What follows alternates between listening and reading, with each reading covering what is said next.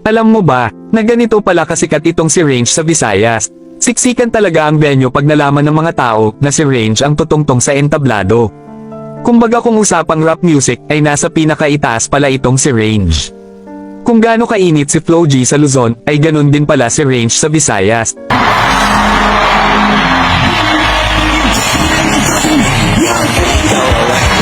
Lalo na pag kinanta ni Range yung pinakasikat niya na kanta, talagang magtatalbogan ang lahat. Kahit di mo naiintindihan yung kanta niya, pero pag napakinggan mo ay parang lumilipad ka na rin kasama niya.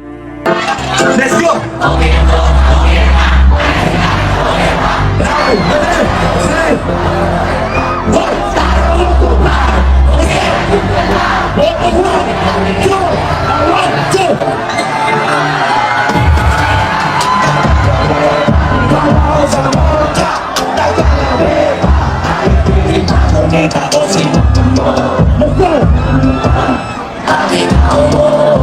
Ang totoo niyan, malaking tulong ang naibigay ng Flip Top kay Range sa career niya. Kasi nga dito siya sumikat sa pagbabattle rap. Kahit madami siyang talo ay paborito pa rin siya ng mga tao. Naging crowd favorite dahil kada laban may mga bago itong pinapakita na talagang siya lang ang nakakagawa. Tipong hindi naman siya nagbibiro pero matatawa ka na lang bigla sa sasabihin niya. Sekretong malupit, pwede ba ulo? Ako yung nag-addict pero ikaw yung nakulong.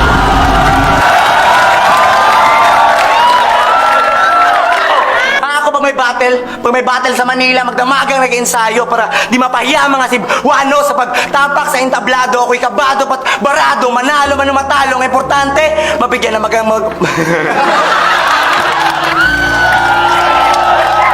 Yan ang laban niya kontra kay Zaito, talagang laugh trip ang lahat. At sa Cebu ang venue na yan, kaya medyo pabor kay Range ang hiyawan. Pero kahit san pamapadpad yang si Range, talagang malakas siya sa tao, at matik na yung tawanan.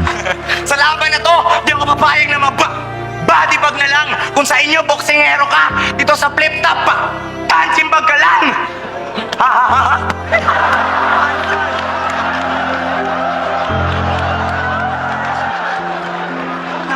At lahat ng problema niya, pinapost niya sa Facebook. Ano ka naman, Brad? Puta, wag mong isagad. At kahit na i-chat mo siya, hindi niya pa rin mapabasa pagkat nag-deactivate na si God.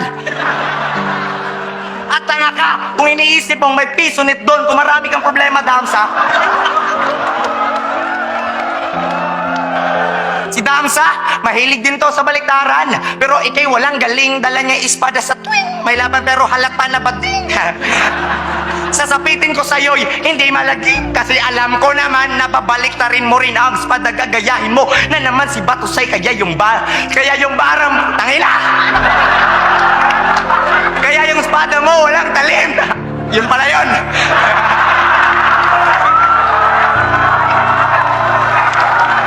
Pero nawala ng gana mag-battle rap itong si Range dahil nag-focus ito sa rap music. Lalo na nung sumikat mga kanta niya sa Visayas, ay tuluyan na nga itong nawala ng gana lumaban. Siguro nga dahil busy na ito sa mga gigs at concert at posible rin na naliliitan siya sa TF doon sa Flip Top. Kasi nung tinawagan siya ni Boss Pibos para lumaban sa PSP ay agad namang tinanggap niya ang offer nito. Ang kaso lang, may nagawa siyang kaso, kaya yun kinasuhan. So nasayang tuloy yung talent niya. Siguro kung hindi lang siya sumikat at yumaman, marahil ay wala siya ngayon sa kulungan.